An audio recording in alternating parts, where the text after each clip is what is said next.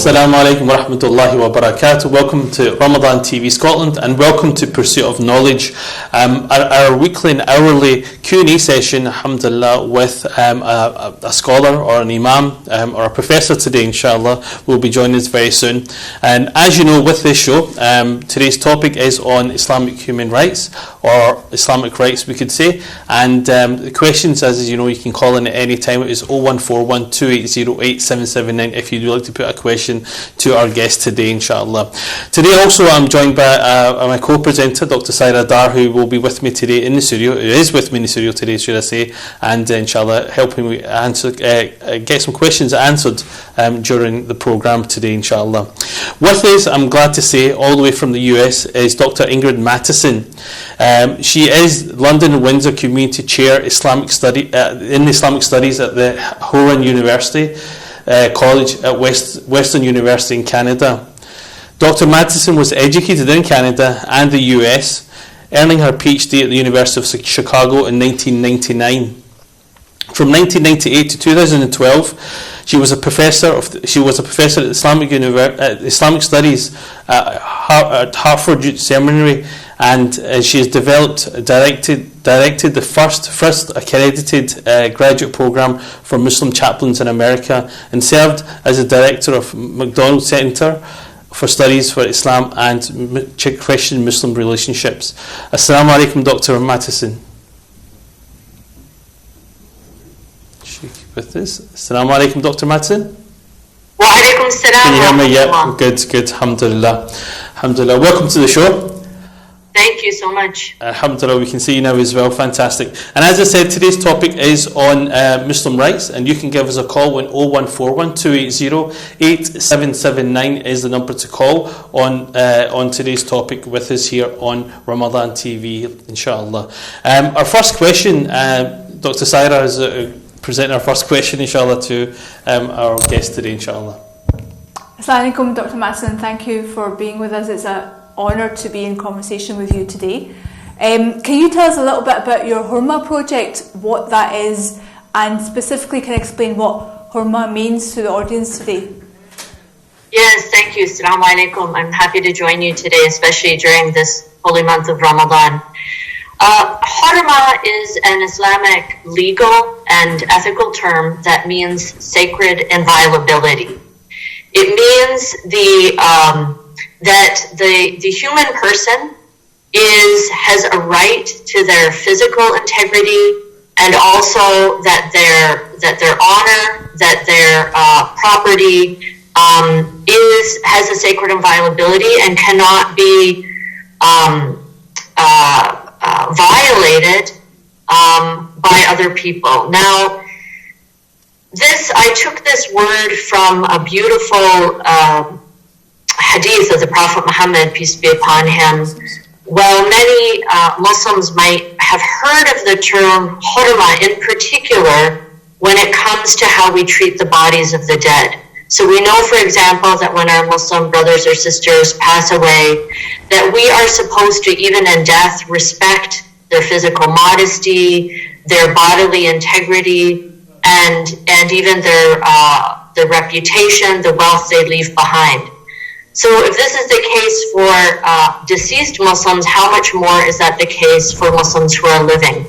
There's a beautiful hadith where the Prophet Muhammad, peace be upon him, was with one of his companions one day, and he engaged in this discussion with him. And in that, it's a long hadith, but I'll abbreviate the meaning. In it, he said that the hurma of the believer is equivalent to the sacred months and the sacred times. And this was while he was riding into the city of Mecca for Hajj during the month of Dhul Hijjah. So to me, this really indicates that this is a religion that is focused in our obligations on the rights of each other, the rights that we have towards each other. And to me, that's very important to counter what happens very often, which is that we deny the rights of our fellow believers, or we minimize them in order to protect the reputation of the community. So we have this kind of,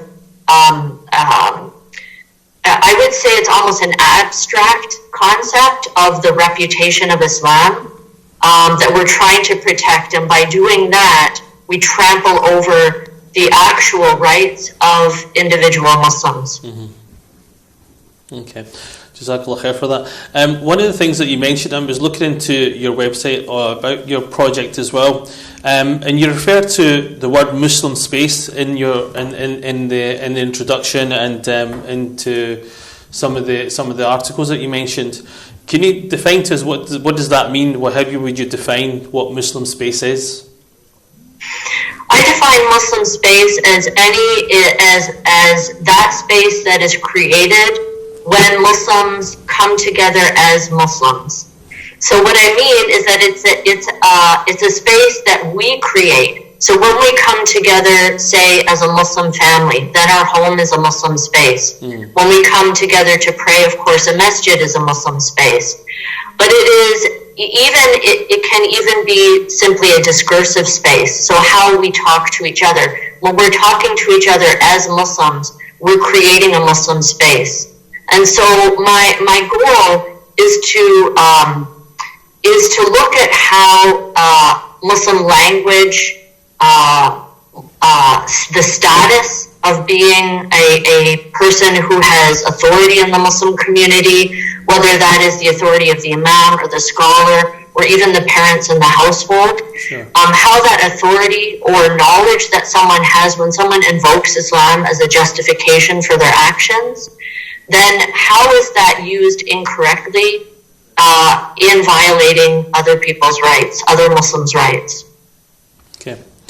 Again, from the saying of the Prophet, peace be upon him, that you mentioned earlier about the sacred, the blood of a Muslim, the wealth of a Muslim, the honour of a Muslim is sacred. What examples can we see within the life of the Prophet, peace be upon him, where that was actually practiced or implemented, would you say? We see that the Prophet Muhammad, peace be upon him, whenever he saw his companions, and we know that the Sahaba are really the chosen generation, right? That's the greatest generation. They are greatest not because they were immune from error, but because when they were corrected, they repented and they changed their behavior. And we see that many times that they would fall into behaviors that they had during the Jahiliyyah. For example, putting people down because of their tribal origins, that they had lower status, or abusing someone who was under their authority, whether that was a child or a woman or a servant, and they might physically abuse them. We see there was, in that time, all sorts of very, horrible violations of rights, and that the Prophet Muhammad, peace be upon him, he would always intervene. When he had legal authority and political authority in Medina, the Prophet Muhammad intervened legally and politically. When he did not have legal authority, which was in Mecca, he intervened at least morally. So, for example, one time in Mecca, when he saw another Muslim, who was beating his slave, and there was slavery all over the world, and in that time, especially because of captives of war, and he was beating this person, and the Prophet Muhammad said, know, O so-and-so, that Allah has more power over you than you have over him. Know that Allah has more power over you than you have over him. Know that Allah has more power over you than you have over him. And the man just stopped everything he did, realized what he was doing, and said he is free for the sake of Allah. Dr. Madsen, you mentioned about religious authority, whether that's our parents or imams or other religious leaders.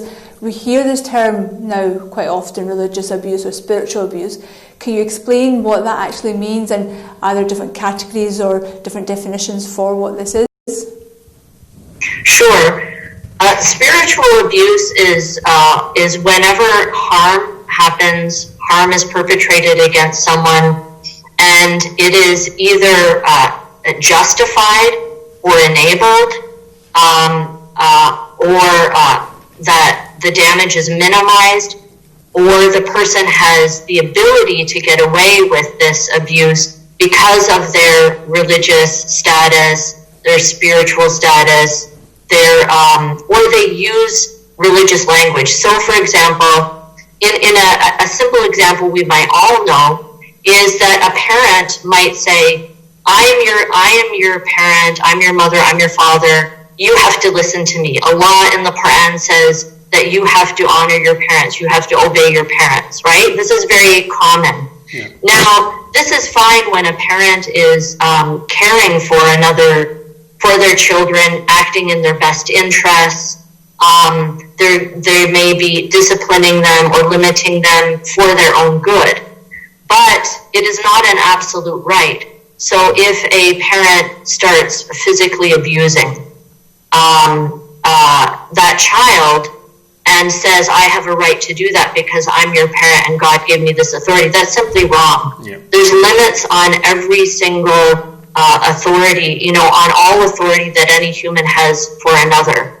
So similarly, if someone is a spiritual leader and that, a person has decided that they are going to submit themselves to a certain discipline, spiritual discipline, for the sake of getting close to God. So certain activities, doing extra actions of worship or service under the guidance of some kind of, a spiritual leader or a spiritual guide, that should only be for the benefit, the spiritual and religious benefit of that person. When that authority or that leader is using it for their own benefit, or they're using it to justify emotional abuse, bullying, financial exploitation, or God forbid, even sexual exploitation, then that is an absolute abuse of authority, and it's spiritual abuse because that physical abuse or sexual exploitation or financial exploitation done by a religious leader, by someone who is that person who is supposed to be enabling your relationship with God, can leave a wound on your relationship with your religion, can leave a spiritual wound, and even end up creating a barrier to your ability to engage with acts of worship and even your faith itself. Mm-hmm.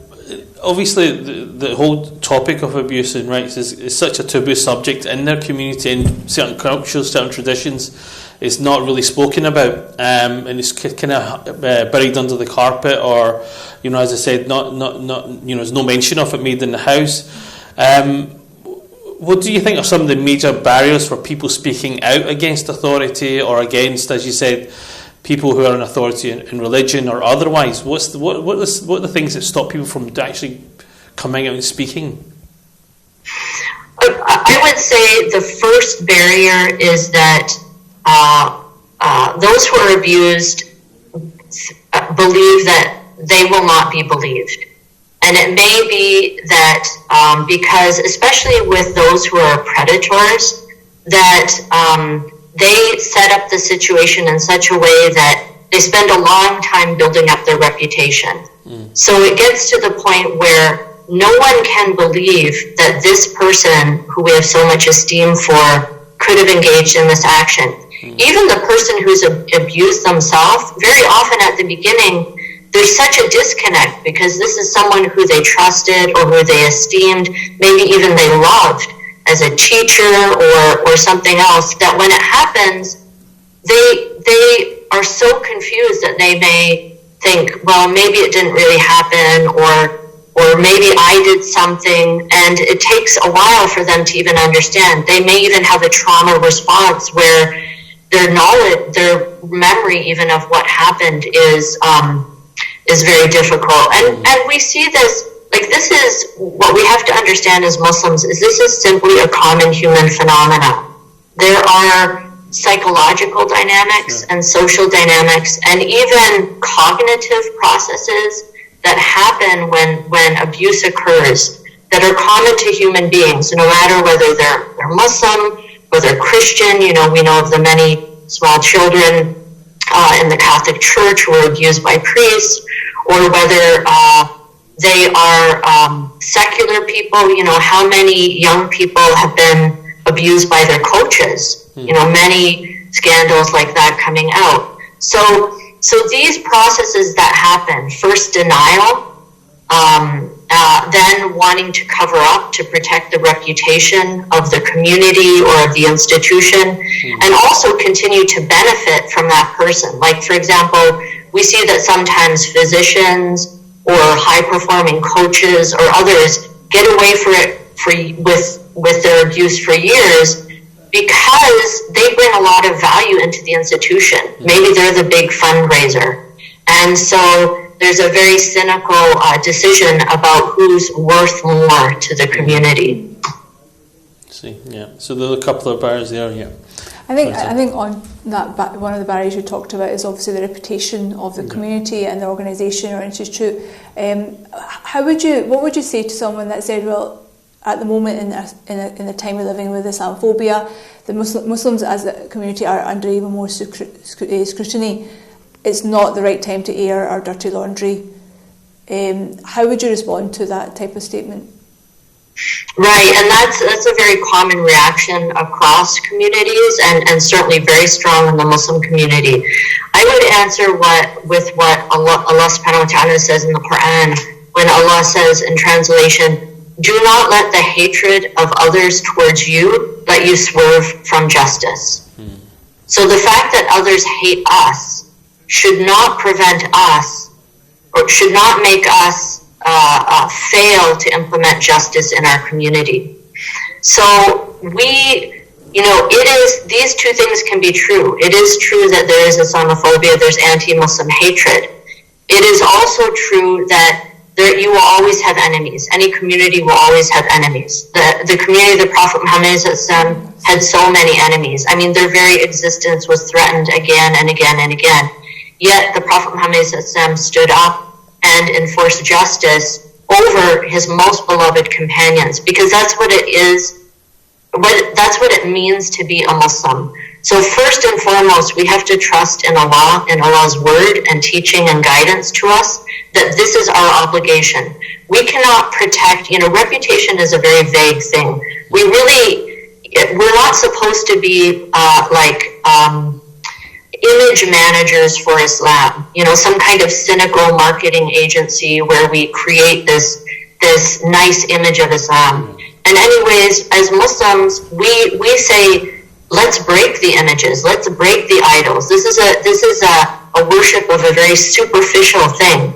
We want to be Muslims. It means submit ourselves to God to do the right thing. So we listen to Allah and we implement that justice, and that is where the mercy of God will come. That is where the sitr of God will come from, when we do the right thing. Sure. And you spoke about authority. Now, authority is quite a fine line as well. Who has authority and who doesn't? I guess the onus is on the one who has authority not to fall into or not to pursue someone in any way, physical or otherwise. How would you define that fine line, or how would you say what that fine line would be of authority? Right, so it's really important that, especially when the community puts anyone in a position of authority, so say for example a teacher at an Islamic school, or the imam of a masjid, or a youth leader, or anyone else, that they of course undertake due diligence in looking into their background, but usually a background check will not uncover anything. What's necessary is that the person is first trained for the job. So any professional is trained with professional ethics. They understand what are the boundaries in relationships. They're taught about something called transference, which is where, especially when there's a helping or caring relationship or counseling relationship, it is very common for the vulnerable person to develop feelings of infatuation for the one who's helping them. Whether that's a physician or a psychiatrist or even a lawyer or a coach or a teacher. This is a very common process.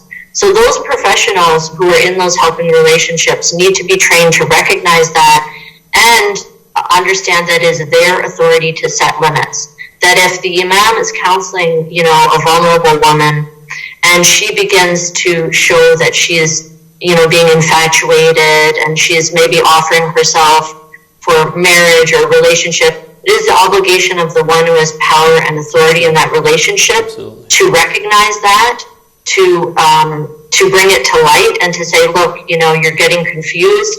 I am simply your counselor, and if necessary, to refer that counseling service off to someone else. But that is not where it ends. We have the recognition, we have the training of the professionals, so that has to happen. But in addition to that, no one should be in a position of authority or have power over vulnerable people unless they have oversight. So there should be supervision and oversight. For example, it's the responsibility of the board of the masjid to oversee the imam and the teachers and the others. It's the responsibility of someone who is holding an Islamic conference and bringing in speakers from all over to make sure that all of the people they bring in, the speakers they bring in, are held accountable for their behavior, and limits are set about their interactions with attendees at that conference. This is not something modern or new. Throughout Islamic history, no one ever was in a position of authority without someone who supervised them. So the imams of the masajid were supervised by the qudat, by the qadis of the court, and the qadis were supervised by the governors, etc. So everyone had someone who, if there was a complaint, could be told. People had access, and they said, hey, so and so misused their position, and then there was an investigation. And if they were removed from their position, while the investigation happened, which is important. So when the complaint's made and there's any substance to it, they're removed from the position while they're investigated. If the investigation shows they're clear, they're put back in that position.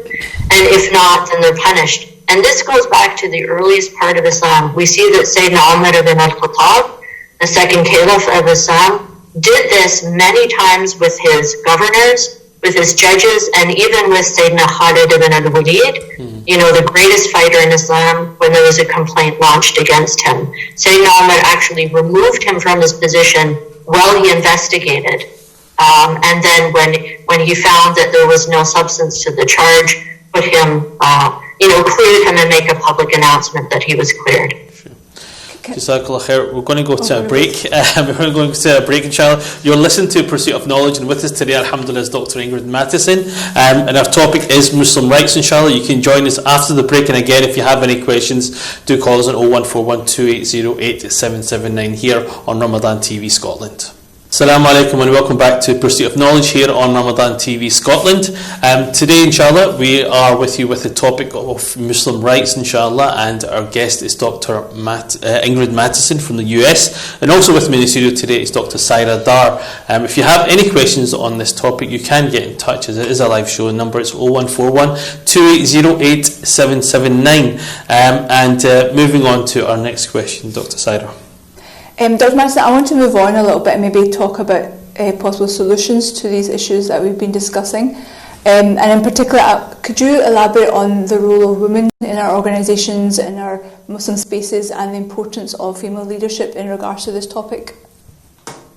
Sure. Yeah, it's a fact that many of the forerunners in this field have been women-run organizations who have been supporting, in many cases, women who have been exploited for secret marriages, for example, functionally temporary marriages, who have been lured into relationships that they thought were lawful and long-term, and in fact, they were just being exploited, or those who have been subject to sexual abuse, sometimes even in their home or in the institutions or communities, even for young men and boys who have been sexually assaulted sometimes in the Islamic boarding schools.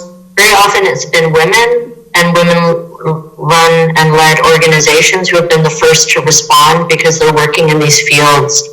And so there's a lot of expertise among women in the community.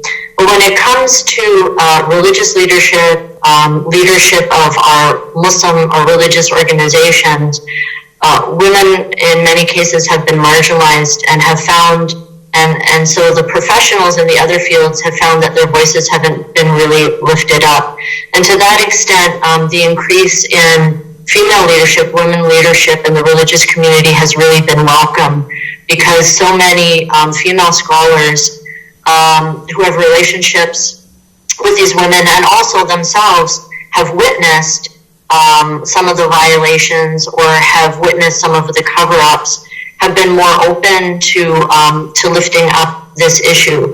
We know that Allah in the Holy Quran says, "Al-mu'minun wal-mu'minat ba'duhum awliya'u ba'd," that the believing men and the believing women are partners of one another in enjoining the good and in forbidding evil.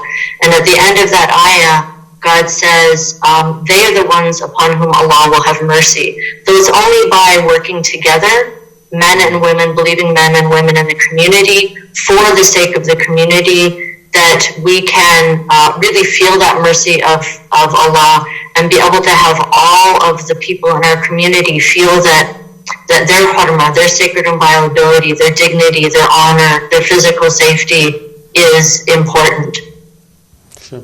And I mean, I was just mentioning about your website earlier on, obviously in the project itself. Now, I know you signpost people who have been abused or who have suffered any trauma, but however people do approach you, what would you say are some of the most common types of reports that you would get or you would hear about from your website and other places in regards to the types of abuse that people face?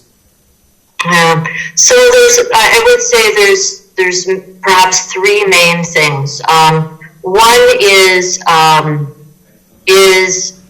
within the family or within the local community where there is, say, sexual molestation or abuse, and that very often what happens is that person doesn't report because it is someone who's held in esteem, or even their family member is held in esteem in the community. They themselves might be very confused about it because sometimes, and I think we'll talk about this more later, they may not have had any health education, and so they might even be confused about what happened to them. Yeah. So that's one. When it comes to adults, what we see is that for both men and women, that there is an unfortunate trend of bullying and also financial exploitation by some of those who consider themselves spiritual leaders. Yeah. And so they use their purported spiritual status, to exploit those who show them love and esteem. And then the third category, which is all too common, are the secret or the functionally temporary marriages, where young women, they might be at an Islamic conference, or it might be in the masjid, or it might even be some of these online preachers. They open their direct messages, and so the women start to ask for some spiritual advice, and then the person lures them into a physical encounter, and often constructs this scenario where they're going to to marry them, but right now they don't want it to be public because they have to explain it to their wife, so they're going to keep it, secret for now, and then 2, 3, 4 months later, suddenly they're let go. Some of them may even have a child, have been impregnated, and then the man denies the marriage because there have been no witnesses other than his friends. There have been there's no contract. The parents or friends weren't alerted, and so it's just a disaster. I mean, it's the biggest disaster you really can imagine. It's a nightmare for all too many people. Sure. Can I pick up on something you said about children that haven't had appropriate health education? Maybe they suffer more as a consequence of abuse, or maybe maybe not the right way to say it, but are more likely to become or can become victims of abuse. What's the role that sex education and talking about sexual ethics, what's the role that has in teaching our children at the right time, and maybe even women, when it comes to talking about sexuality and sexual ethics? How important is that, and how actively should we be doing this?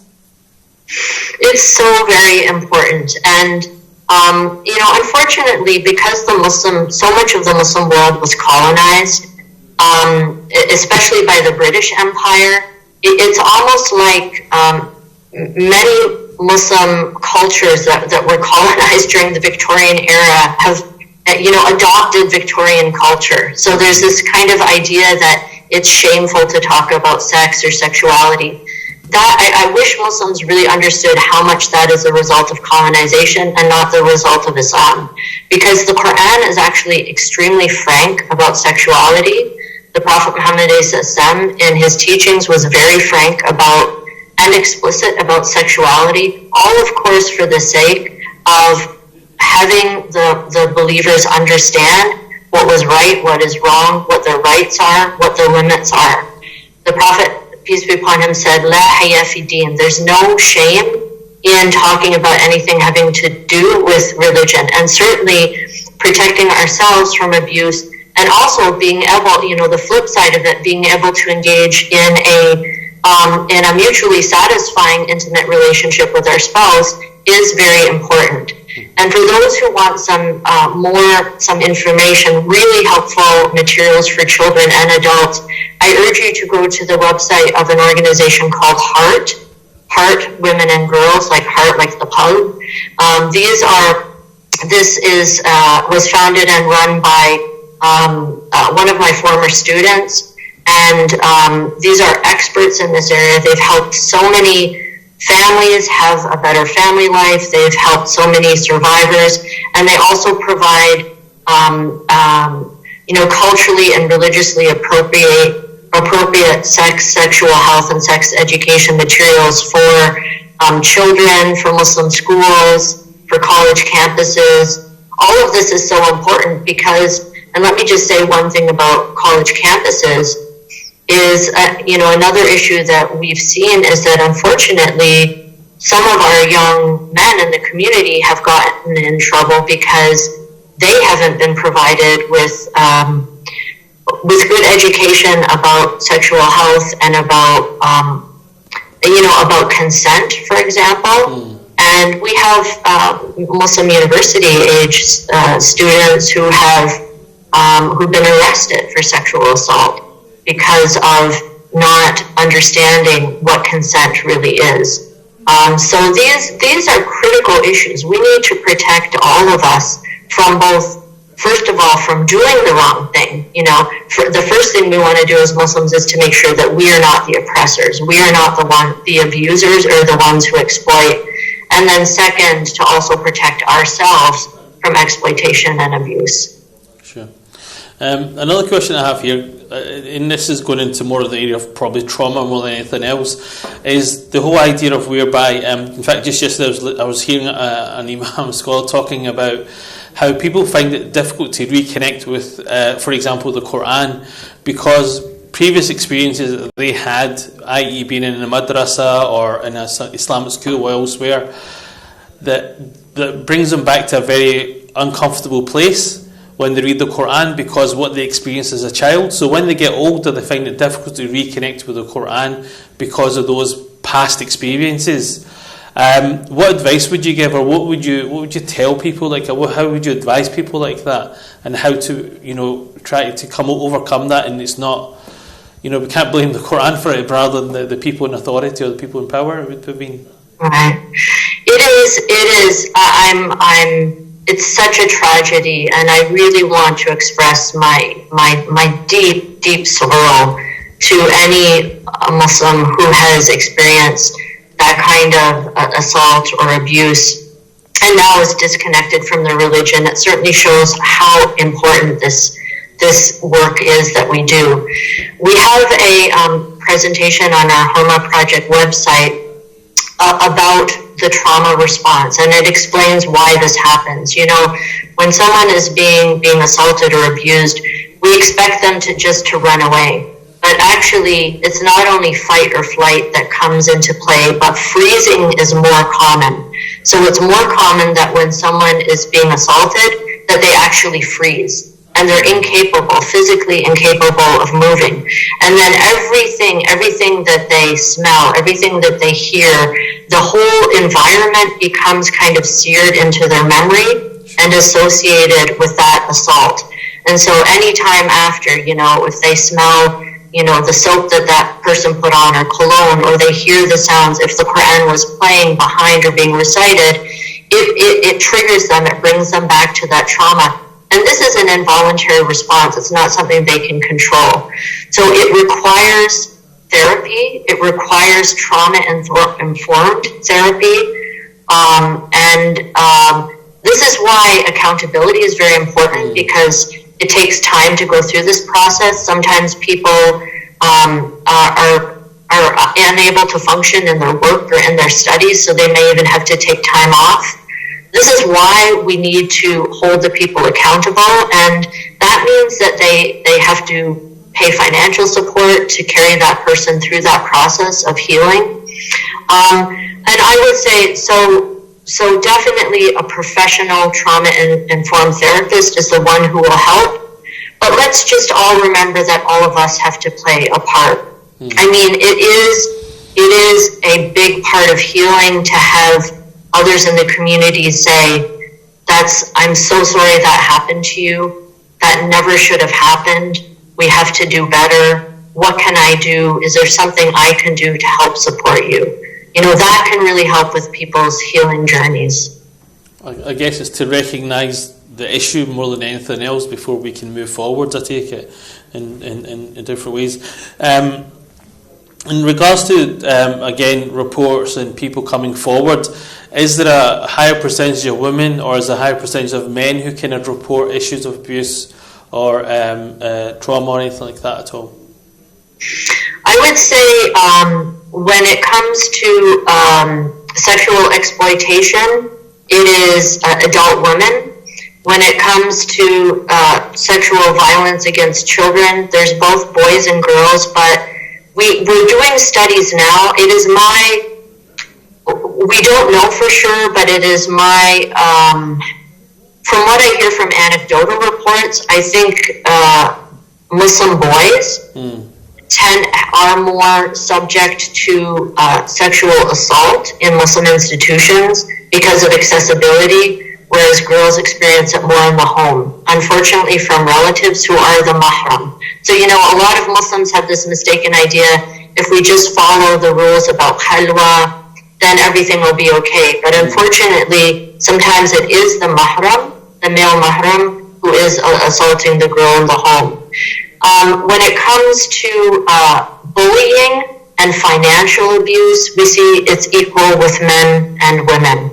And even maybe a little bit more men, because men tend to be more on maybe on some of the boards or running some of the organizations. And unfortunately, that kind of abuse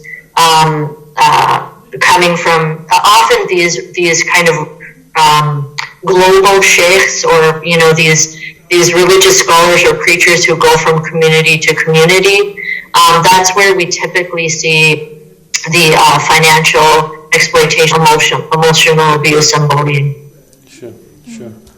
I wanted to ask you to say something to people that are listening that may be victims of abuse, but you've done that really well, mashallah. But in terms of every other individual, what responsibility do we have? What can we do to, one, start these sort of conversations and support the victims out there? And also in terms of our institutions and organisations, what can they start doing so we're not failing these people? What can we do? Right. So, I mean, I don't think anyone really wants to deal with these issues. They're uncomfortable, they're upsetting, they're distressing, but it is our obligation. We're adults, we are responsible for our community. If we want we're embracing our religious freedom to establish institutions and organizations and fighting for our rights to be Muslims, then we also have to take responsibility for our institutions. So the first step is each one of us individually and then through our institutions to educate ourselves. Educate ourselves about these dynamics, how they happen, what happens, what are typical responses. Then once we do that, it's really important that we become comfortable talking about these things, and then we won't be so traumatized. I don't mean traumatized in that way, but we won't be so shocked every time it happens. Because when we're shocked, then we become frozen, we don't do anything. This is something that happens with human beings. SubhanAllah, it's sad, but let's be mature human beings about it and take responsibility. Because the more that we do to prevent it, then the less shocking scandals we'll hear about. The pain that we feel from a scandal comes from our lack of trying to prevent it. So if we want to prevent ourselves from constantly being, facing these scandals, then up front we need to organize our institutions. We may need to make sure that we never put anyone in power or authority unless they're trained for that job. We have a professional organization that has oversight and supervision, that there are grievance mechanisms, that anyone who has a problem knows that, or a complaint, knows the avenue whereby they can go make a complaint, and the person who receives the complaints is trained to receive those complaints. So all of those things are so important. Okay. Dr. Masin, thank you very much for your time. We have to leave it there, but inshallah, do remember us in the remaining days of this blessed month, inshallah. Jazakallah khair for watching. Thank you very much for Dr. Saira for her help today. You've been watching Pursuit of Knowledge here in Ramadan TV Scotland. Inshallah, we'll be back tomorrow, and tomorrow our topic is Janazah with two very special guests, inshallah. Assalamu alaikum wa rahmatullahi wa barakatuh.